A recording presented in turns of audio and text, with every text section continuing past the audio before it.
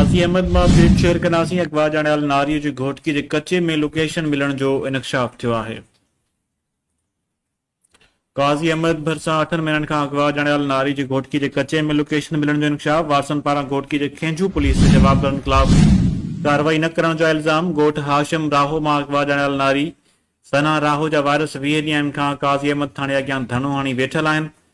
वारसनि इल्ज़ाम हयो आहे त सना राहो घोटकी जे खेंजू थाणे जे कचे वारे ॻोठ हाजी शेर मोहम्मद लुंड में क़ैद आहे। गुज़िरियल ॾींहुं DSP काज़ी अहमद ज़ाहिद हुसैन बिराणी मुखबी नारी जे वारिस अमजद राहो सां गॾु खेंजू थाणे ते पहुची ॻोठ में कार्रवाई लाइ मदद तलब कई, पर खेंजू पुलिस नारी जी बाज़ियाबी लाइ कार्रवाई खां खुतो जवाब ॾेई छॾियो। DSP कार्रवाई बिना वापसि काज़ी अहमद मोटी आयो। नारी सना राहो जे वारसनि इल्ज़ाम हयो आहे त सरदार ख़ालिद अहमद लुंड जा माण्हू संदसि न्याणीअ खे अगवा करे विया आहिनि।